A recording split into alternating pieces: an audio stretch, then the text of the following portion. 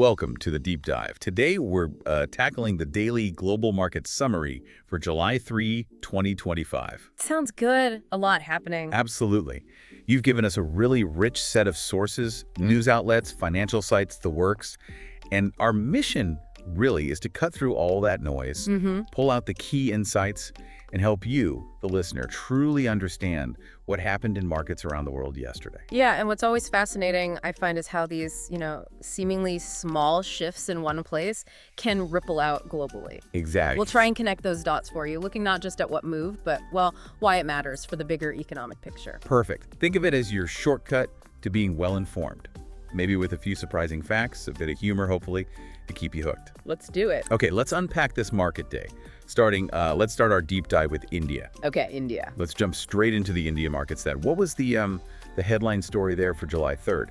Well, the main thing that jumped out immediately was a slight dip. The Sensex fell about 170 points. Okay.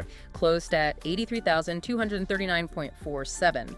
And the Nifty 50, that declined by around 48 points to 25,405.30 C. So a bit of a pullback. Yeah, it suggests a day of indecision, really. And when you connect that to the bigger picture, it often points towards, well, some underlying volatility may be simmering. Right, the tension between profit-taking Yes. and maybe longer-term optimism. Exactly. It creates this dynamic tension that can either, resolve into a clear trend or maybe escalate a bit. So on a day like that, what does it signal for individual sectors and stocks? Who are the standouts, positive and negative? Well, on the positive side, we did see some consistent themes popping up again. Apollo Hospitals, Hero Motocorp, Dr. Reddy's, ONGC, and Maruti Suzuki. Okay. They were the top gainers, all moving up, between 0.3% and 1%. Not huge moves, but consistent. So healthcare, auto. Yeah, strength was really noticeable in healthcare and pharma. That's Apollo, and Dr. Reddy's leading there. Right. And auto, where Hero and Maruti saw renewed buying interest. Media was also doing pretty well. Media. Why is that, do you think? Likely due to discretionary ad spending, perhaps. Maybe a little signal that consumers are feeling a bit more confident. Interesting. But here's where it gets really interesting, right? Because on the flip side, we had some pretty significant losers too. We did, indeed. SBI Life, Kotak Mahindra Bank, Bajaj Finance, JSW Steel, and Bajaj Finserv were among the top losers. Okay, so some big names there, particularly in finance. Definitely. And this was reflected in the sector trends. PSU banks, that's the public sector undertaking banks, the government majority-owned ones. Right. They were lagging. Metal and telecom, too, each down about 0.5% or so. Any particular caution flags there? Yeah, there's a clear caution sign around PSU banking in the sources we looked at. Recommendations to maybe avoid new long positions for now. Got it. So beyond the specific stocks, what were the main forces really driving this activity in India? What should we keep in mind? Well, a major driver was definitely volatility ahead of the F&O expiry. Futures and options expiry always stirs things up. It does. It naturally creates that sort of indecision, that short-term choppiness as positions get closed or rolled over, kind of like financial fireworks before the month ends. Right. Anything else? External factors? Yeah, interestingly, some optimism from that stronger than expected U.S. jobs data we'll get to that did provide a bit of broader sentiment support. Okay. But, domestic profit bookings seemed to weigh things down more overall. Okay. Another little nuance was the rupee strength. It gained about 39 pays against the dollar to around 85.32. And that helped. Partly helped some import-linked names. It does raise that interesting question, though. How much does that external data really influence local markets day to day? Just a constant balancing act. So for you, the listener, pulling this all together, what are the key actionable takeaways from India's performance on July 3rd? Well, the summary seems to suggest maybe adding to those consistent themes like Hero Motocorp and Apollo Hospitals, given the strong sector flows. Stick with what's working. Kind of, while maybe reducing or avoiding those PSU banks and heavy cyclicals for the moment. Okay. And for anyone watching the technicals, that Nifty support level around 25,400, 25,300 Nifty is pretty critical. Yeah. A break below that could potentially invite deeper reactions. A level to watch then. Definitely. And it also highlighted maybe positioning for that expiry turbulence with some nimble trades in active names like, auto, media, and pharma. Right. Stay flexible. Yeah. Okay, from India's day of, let's say, cautious indecision, let's pivot across to the U.S. markets. Because they told a very different story yesterday, didn't they? Completely different. Yeah, the U.S. market had an exceptionally strong day. I mean, all the major indices hit record closes or saw really significant gains. Wow. Give us the numbers. Okay, so the S&P 500 was up 0.8% to a new record, 6,279.35. Okay. The Nasdaq Composite gained 1.0%, also a record, 20,601.30. Impressive. The Dow Jones wasn't left out, up 0.8% to 44,828.53. And even the Russell 2000, the small caps, rose 1.0% to 2,249.04. So broad gains. Exactly. And that breadth, the fact that it wasn't just one or two sectors is particularly insightful, I think. Okay, we'll come back to that breadth. But first, what specific stocks were making waves? What was behind some of those big moves? Right. Well, there were several really eye-catching movers. Datadog surged 15%. 15%?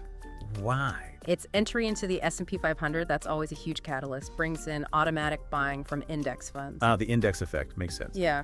Then you had TripAdvisor jump, get this, 16 to 17%. Whoa! Activist stake. Exactly. An activist stake was disclosed, signaling maybe some investor confidence in a turnaround or shakeup there. Interesting. What about the tech giants? NVIDIA. NVIDIA continued its incredible run, up another 1.3%. Its market cap is nearing an astounding $3.9 trillion now.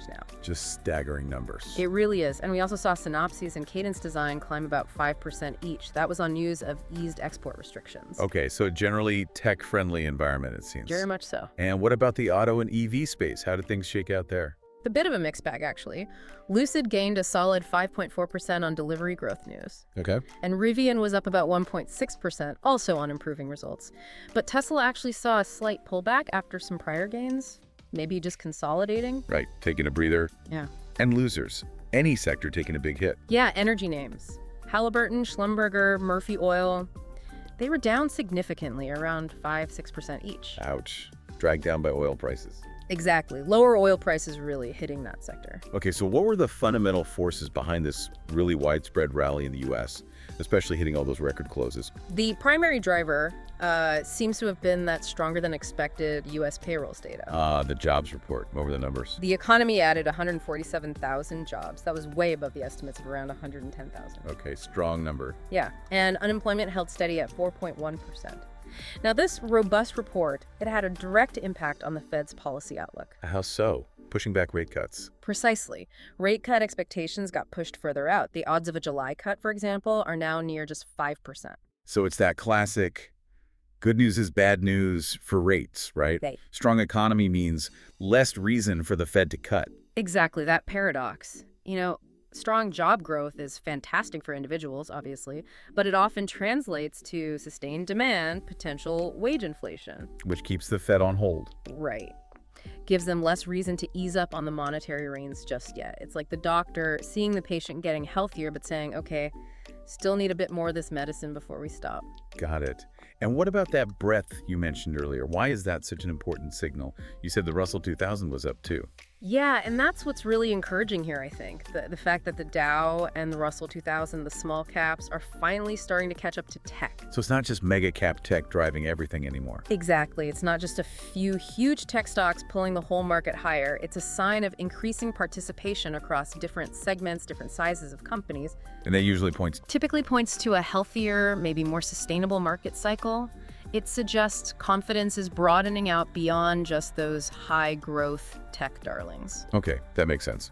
So, for you, our listener, distilling all that U.S. action, what should you take away from July 3rd? Well, the actionable insights seem to suggest perhaps continuing to ride that 8i tech theme with names like NVIDIA, Datadog, given their momentum. Okay. In the EV space, probably a more cautious approach. Monitor Lucid and Rivian, maybe watch Tesla for signs of stabilization after its pullback. And energy. Probably best to avoid energy names until crude prices show signs of rebounding. They're really under pressure right now. Right. Crucially, though, that momentum in the Russell 2000, that breadth we talked about, it points to potential opportunities in maybe select quality small cap stocks. Interesting. Worth looking beyond the big names. Could be. And finally, with the Fed delaying cuts, bond yields might stabilize around these levels. So that could lead to considering longer dated bonds or, gilt equivalents in other major economies. Right, looking at fixed income too. Okay, let's zoom out now. Connect these dots globally. What overarching forces were at play and what should we be looking out for next? Well, globally, the big immediate thing is we're heading into the U.S. Independence Day trading holiday on July 4th. Right. Markets closed in the U.S. Exactly, which always impacts liquidity globally, kind of gives the markets a mini breather. Okay. And oil prices. Yeah, that persistent retreat in oil prices we mentioned, it continues to pressure energy stocks worldwide.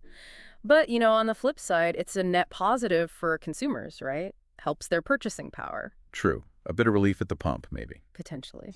And how did that strong U.S. jobs report ripple out globally in terms of monetary policy thinking? Well, it really did significantly alter the Fed's perceived rate cut timelines. Markets now pretty much see rate cuts as unlikely until Q4, maybe even later. Right. And zooming out, that has implications everywhere. Elevated U.S. yields could pressure rate-sensitive assets globally, other countries' bonds, certain stocks. It just underscores again how deeply interconnected everything is. Economic indicators, central bank actions, market sentiment. It all feeds back. You mentioned market breadth earlier for the U.S. Is that broadening participation something we're seeing globally too, or is it more of a U.S.-centric thing right now?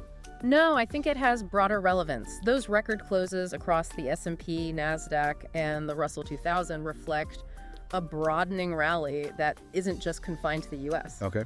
This kind of widespread participation historically is often seen as a sign of a healthier, more sustainable market cycle globally, moving beyond just, a few concentrated pockets of growth. So it's a sign of rising global investor confidence, perhaps. It suggests that, cautiously optimistic maybe. Okay. So looking ahead then, what's on the horizon for markets after this July 3rd summary? What should we be watching? Well, the next big thing is earnings season, starting mid-July. Right. Time to see if the results back up the optimism. Exactly. That'll be critical for confirming trends across sectors, not just in tech. For India specifically, we can probably expect somewhat subdued trade right after the U.S. holiday. Okay.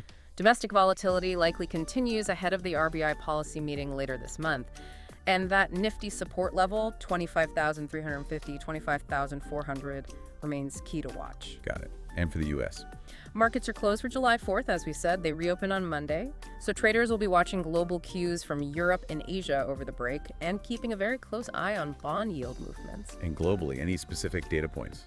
Yeah, globally on Friday we get China PMIs and also the U.S. ISM indices. Those will be important early next week for confirming global growth trends. Okay, plenty to watch. What a comprehensive deep dive into the global markets on July 3rd, 2025. It was a busy day. Definitely. We've seen how, a really robust jobs report in the U.S. can push back those rate cut hopes, yet somehow still fuel a broad market rally, while India navigates its own kind of domestic volatility and very specific sector trends. Yeah, and it really prompts an important question, I think, for you, the listener, to maybe ponder. Okay. How does this anticipation of central bank actions, based on economic data, become such a powerful driver, almost overshadowing other factors in the short term sometimes? And, well, what does that mean for how you interpret the daily financial news and maybe form your own market views? That's a great question to leave folks with. How much is signal? How much is noise driven by expectations? Food for thought. Definitely. Thanks so much for diving deep with us today. My pleasure. Until next time, keep exploring.